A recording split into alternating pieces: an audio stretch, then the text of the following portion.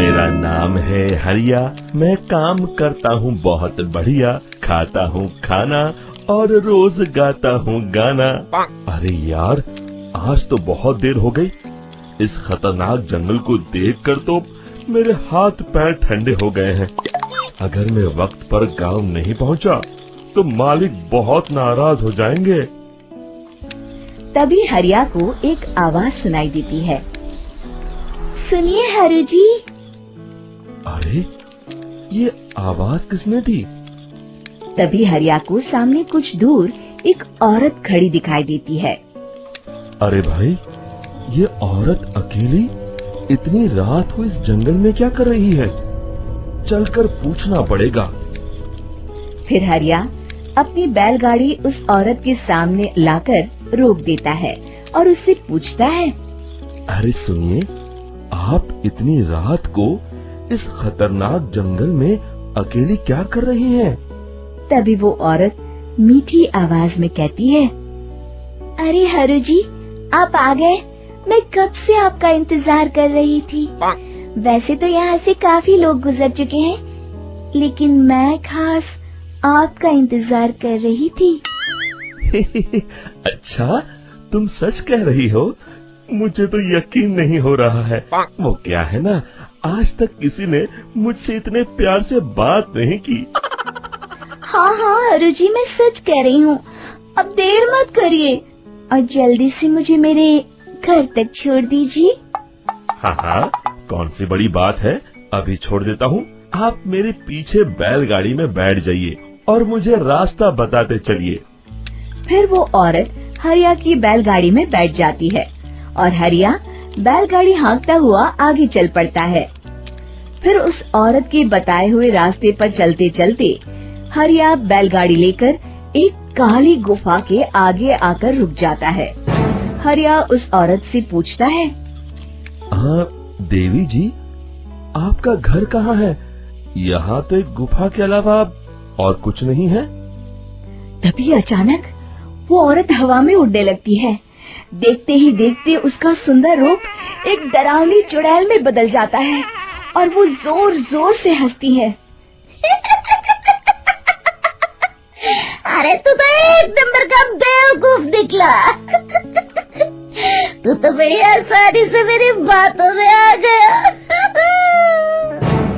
अरे मर गया रे, ये तो एक चुड़ैल है। हे भगवान बचा ले, ये तो बड़ी डरावनी दिखाई दे रही है। और फिर अगले ही पल हरिया की बैलगाड़ी में रखा सारा सामान हवा में उड़ता हुआ उस काली गुफा के अंदर चला जाता है और वो चुड़ैल भी उस गुफा के अंदर जाकर कहीं गायब हो जाती है। हरिया ये नजारा देख बुरी तरह घबरा और परेशान हो जाता है। अरे, ये चुड़ैल तो मेरा सारा सामान लेकर गुफा में गायब हो गई। अब क्या होगा? अगर मैं गांव खाली हाथ गया तो मालिक मेरी अच्छी खबर लेंगे। मेरी इस बात का कोई यकीन भी नहीं करेगा। फिर आखिर वही हुआ। हरिया के मालिक चंपक सेठ को हरिया की किसी भी बात पर रत्ती भर भी यकीन नहीं हुआ। चंपक सेठ को लगा हरिया झूठ बोल रहा है और उसने ही लालच में आकर सारा सामान हड़प कर लिया है। फिर हरिया को बेईमान समझकर चंपक सेठ उसे काम से निकाल देता है। अगले दिन अपनी दुकान में परेशान बैठा चंपक सेठ गुस्से में बड़बड़ाता है। अरे, दुकान में तो सामान बिल्कुल भी नहीं है। अब मुझे ही शहर जाकर सामान लाना होगा। फिर वो अपनी बैलगाड़ी लेकर शहर चला जाता है। शहर से सामान लेकर जब चंपक सेठ वापस गांव लौट रहा होता है, तभी उसे एक आवाज सुनाई देती है। चंपक जी, ओ चंपक जी। अरे, ये तो कोई मेरा नाम लेकर मुझे पुकार रहा है। फिर उस रास्ते में वही औरत खड़ी दिखाई देती है। फिर क्या था, हरिया की तरह चंपक सेठ भी उस औरत के पास अपनी बैलगाड़ी लेकर जाता है और वो भी उसकी चिकनी चुपड़ी बातों के मुंह जाल में फंस जाता है। फिर चुड़ैल उसे भी अपनी गुफा तक ले जाती है और उसका सारा सामान लेकर गुफा में गायब हो जाती है। बेचारा चंपक सेठ लाचार होकर खाली हाथ गांव लौट आता है। फिर ये उस जंगल में रोज की बात हो जाती है।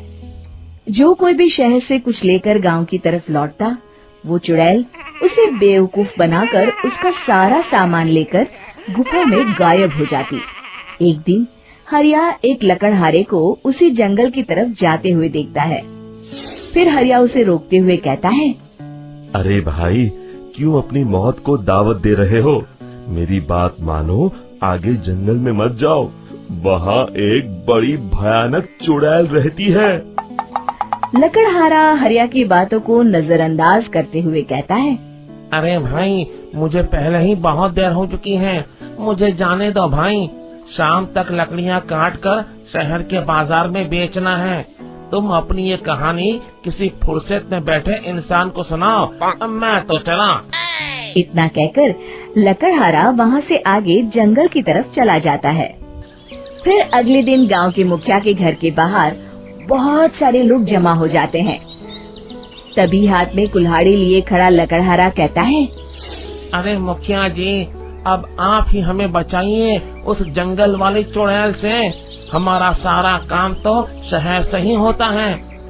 अरे मुखिया जी, उस चुड़ैल की वजह से तो मैं पूरी तरह बर्बाद हो गया हूँ।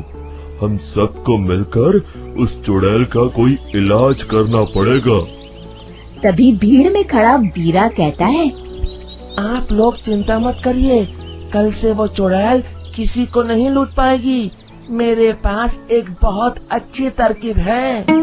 तभी चंपक सेठ उसका मजाक उड़ाते हुए कहता है, अरे तेरा नाम बीरा है तो क्या हुआ? तूने अभी उस चुड़ैल को देखा नहीं है? जाकर अपना काम कर, बड़ा आया।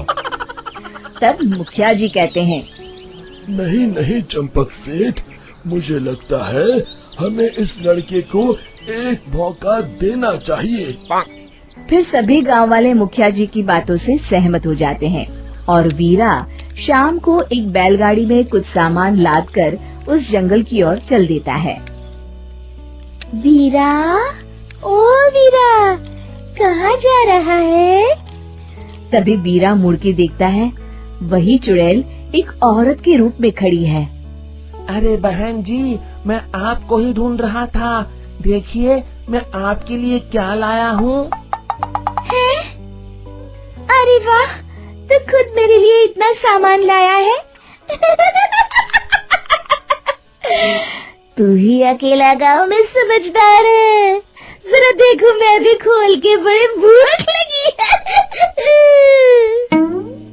जैसे ही चुड़ैल उस सामान पर से कपड़ा हटाती है, एक भगवान शिव की तेज रोशनी उसके अंदर मूर्ति से निकलती है और चुड़ैल अपने असली रूप में आकर जलने लगती है।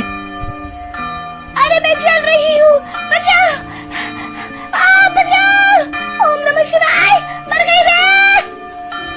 देखते ही देखते वो चुड़ैल राख के साथ उड़ जाती है और सभी गांव वाले भी वहां जाते हैं।